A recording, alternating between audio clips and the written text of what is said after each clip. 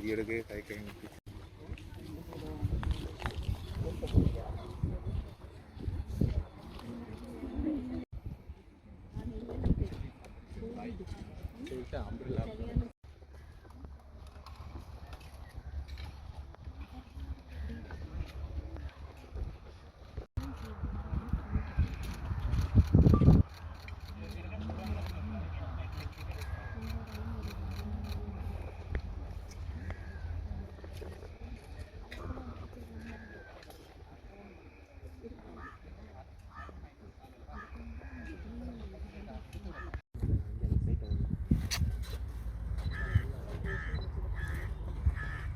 அவங்களே செய்யலாம்.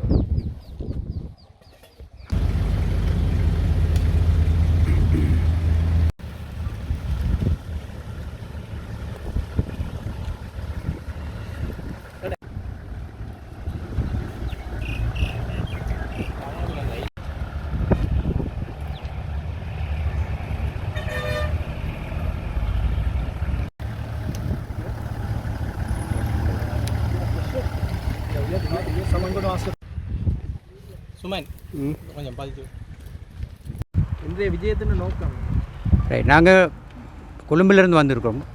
மனித உரிமைகள் ஆணைக்குழுவின் ஆணையாளர்களில் நாங்கள் 3 பேர் இருக்கிறோம். அப்போ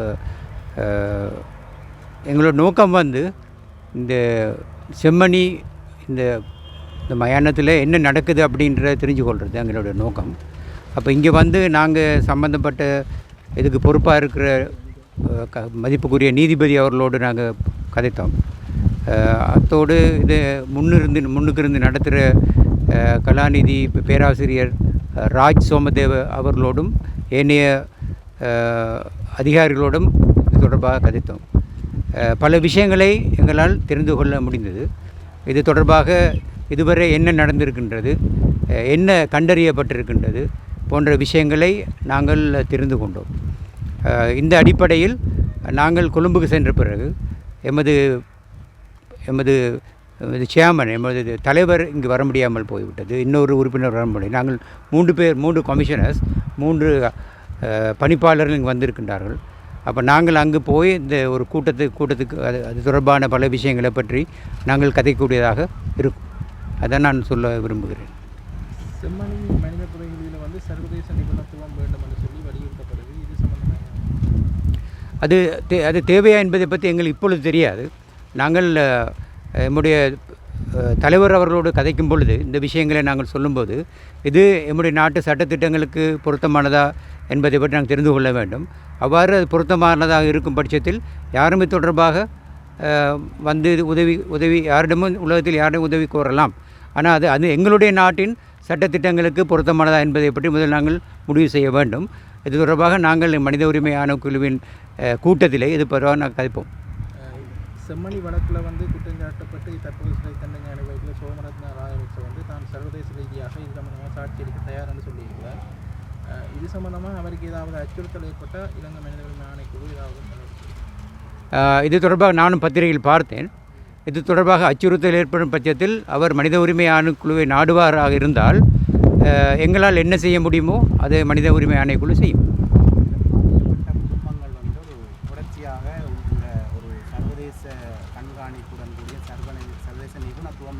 அகழ்விலையும் இந்த இது தொடர்பான விசாரணையிலையும் தேவை என்று கேட்கிறேன். அந்த வகையில் 99ஆம் ஆண்டு நடந்த இந்த செம்மணி மனித புதைகுழி அகழ்வில் அந்த நேரம் 4 சர்வதேச நிபுணர்கள் வந்து நேரடியாக இந்த வழக்கில் வந்து பங்குபற்றி தங்கள் நிபுணத்துவத்தை வழங்கியிருக்கணும். அந்த ரீதியில் மனித உரிமை ஆணைக்குழு வந்து இந்த அகழ்வு தற்போது நடந்து கொண்டிருக்கிற அகழ் நடவடிக்கையில் அப்படி ஒரு நிபுணத்துவத்தை வழங்குறதுக்கு எதுவும் பரிந்துரைகளை முன்வைக்குமா? அது தொடர்பாக அவங்க நிலப்பாடு. இப்பொழுதுள்ள இந்த அகழ்வு மிக சிறப்பான முறையில் நடந்து கொண்டிருப்பதாக நாங்கள் கருதுகிறோம். இது தொடர்பான எதுவும் தடைகள் அல்லது மேலதிக நிபுணத்துவம் அவசியமாக இருப்பதாக எங்களுக்கு தெரியவில்லை. நாங்கள் இங்கே உள்ள நிபுணர்களோடு கதைத்த பொழுது இது மிக செவ்வனே நடைபெறதாகவும் திரு பேராசிரியர் சோமதேவ் அவர்களுடைய தலைமையின் கீழ் மிக சிறப்பாக இந்த அகழ்வு நடந்து கொண்டிருப்பதாகவும் நாங்கள் அறிகிறோம். அவ்வாறு சிறப்பாக நடைபெறும் பட்சத்தில் இதற்கான சர்வதேச நிபுணத்துவம் அவசியம் என்று எங்களுக்கு தெரியாது. ஆனால் அவ்வாறு தேவைப்படும் பட்சத்தில் இது தொடர்பாக நாங்கள் கலந்துரையாடலாம். இந்த மனித புதைகுழிகளை அகழ்றதில் இலங்கையில் அது தொடர்பாக ஆய்வுகளை செய்கிற நிபுணத்துவம் இல்லை, அதுக்குரிய ஒரு லேக் ஒன்று இருக்குன்னு சொல்லி ஒரு குற்றச்சாட்டு ஒன்று முன்வைக்கப்படுது. அது தொடர்பாக மனித உரிமை ஆணைக்குழு கவனம் செலுத்தும். இவ்வாறான குற்றச்சாட்டு இருப்பதாக எனக்கு தெரியவில்லை. ஆனால் மனித உரிமை ஆணைக்குழு தொடர்பான குற்றச்சாட்டு வந்திருக்குதா என்பதை பற்றி நாங்கள் இதை பற்றி ஆய்வு செய்ய வேண்டும். எனக்கு தனிப்பட்ட முறையில் ஒரு ஆணையாளர் என்ற அடிப்படையில் எனக்கு இது விஷயமாக எனக்கு தெரியறதுக்கு வாய்ப்பு இல்லை. நீங்கள் அவதானித்ததன் அடிப்படையில் கொஞ்சம் இருங்க. What I told them, the purpose of our visit is to come and observe for ourselves the progress that is being made at this site. We recently issued a report to the Committee on Enforced Disappearance that has been established under the Convention on Enforced Disappearance as a UN committee, and one of the points in our report was that necessary resources and expertise and technology must be provided so that mass grave sites can be properly investigated, and we stand by that recommendation. We also wanted to meet the people and the institutions that are involved in that process on the ground, and we have had so far a very illuminating visit. We met with officials of the Office on Missing Persons, we met with civil society representatives, and now today we met with the learned magistrate as well as the JMO, the investigating officers, and of course the professor who is in charge of the excavation. We will issue a fact-finding report, a short report at the end of this fact-finding mission, and we will make certain recommendations on how this process can be strengthened. We can see a lot of hard work has been expended on this process. A lot of expertise is developing, so it's evolving expertise, and if more expertise is required, we will certainly make those recommendations in our report to ensure that the process is successful. At the end of the day, the most important thing is that the truth is discovered. So if we are very serious about the truth being discovered, the process must not be interfered with in any way, and as far as we can see, there is no political interference with this process, so that space must be continuously provided to the experts on the ground. But if more support is needed, we will certainly recommend that to strengthen the process. Any other questions? நேற்று வந்த பிறகு இந்த OMP காணாமல் போனோருடைய சங்கத்தின் அமைப்புடைய உறுப்பினர் சிலரோடு வேறு சிலரோடும் நாங்கள் இது தொடர்பாக கலந்துரையாடினோம். அப்போ அவர்கள் மூலமாக இங்கு நடக்கின்ற விஷயங்களை பற்றி நாங்கள் தெளிவாக அறிந்து கொள்ளக்கூடியதாக இருந்தது. மனித உரிமைகள் ஆணைக்குழுடைய முற்றுமுழுதான நோக்கம் உண்மைகள் வெளிக்கொண்டு வரப்பட வேண்டும். எவ்வளவு சிரமங்கள் இருந்த பொழுதும் கூட உண்மைகள் வெளிக்கொண்டு வரப்பட வேண்டும். அந்த உண்மைகளை வெளிக்கொண்டு வர மனித உரிமைகள் ஆணைக்குழு தன்னால் என்னென்ன விஷயங்களை செய்ய முடியுமோ அந்த விஷயங்களை செய்யும் என்பதை நான் உறுதியாக சொல்லிக்கொள்ள விரும்புகிறேன். அதில் எல்லாருடைய உதவியும் அது மிக முக்கியமானது. எல்லாருடைய உதவியும் அவசியமானது.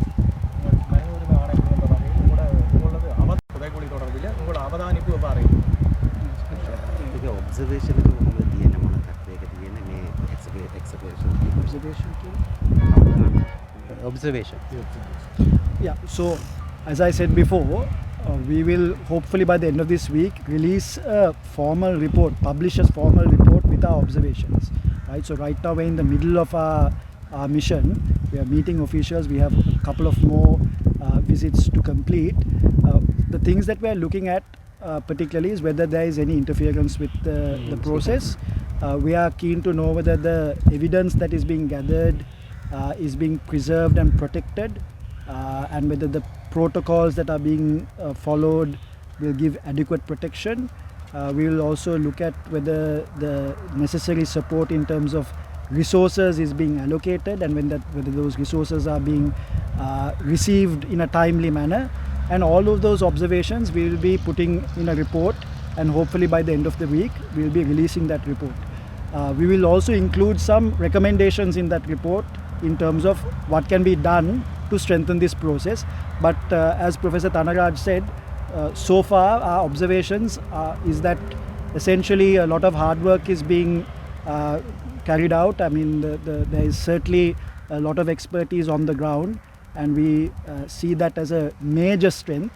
Now, to continuously ensure that the outcome is secured, that process must be permitted to continue without interference, and that is the position that the Commission will make initially.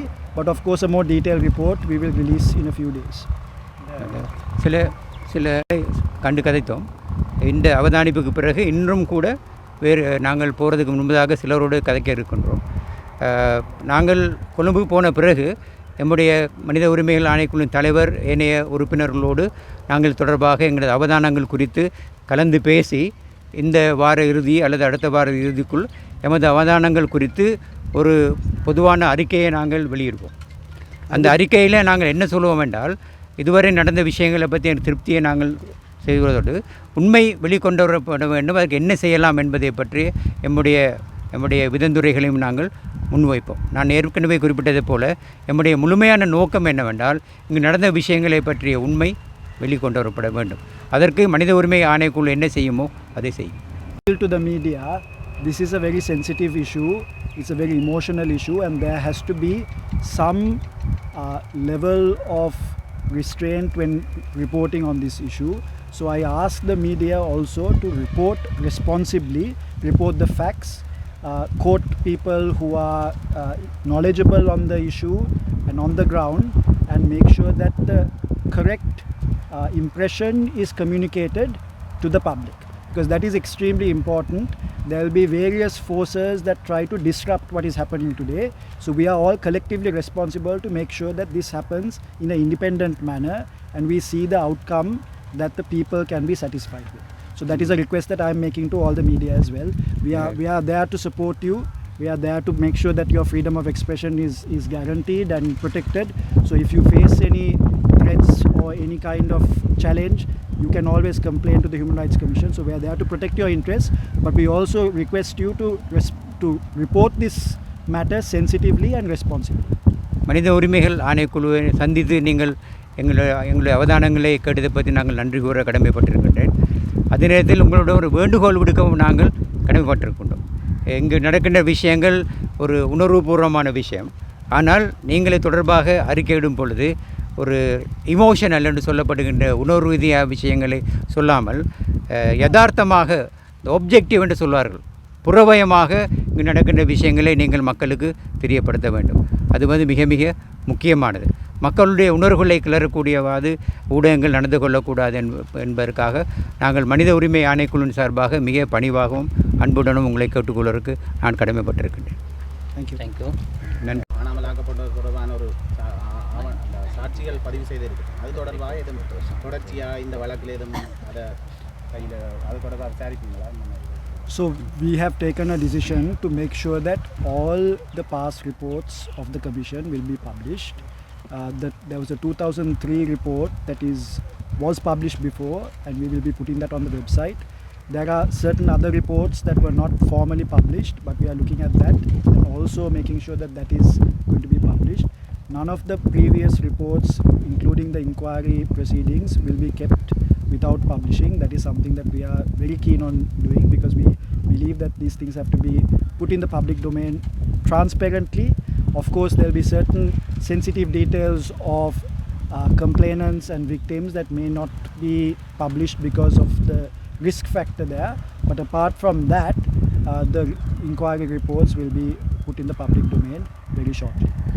எங்களுடைய இன்னும் வெளியிடப்படாமல் இருக்கின்றன சகல அறிக்கைகளும் முடிந்தவரை விரைவாக வெளியிடப்படும். அந்த ரோம்ஸ் அந்த ஒரு மாணவ அண்மையில் ஒரு ரெக்கமெண்டேஷன் வந்து வெளியிட்டிருக்காங்க. அது தொடர்பாக அரசு எதுவும் ரெஸ்பாண்ட் பண்ணுறாங்க?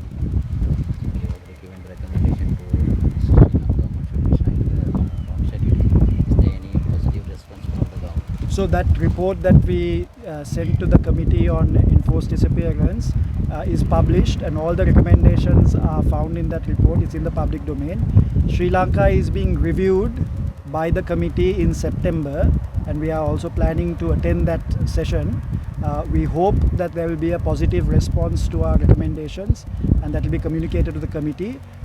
We are in constant touch with the relevant actors, but we have not got a formal response as yet. We anticipate that in September during the session there will be a formal response to some of the recommendations as well.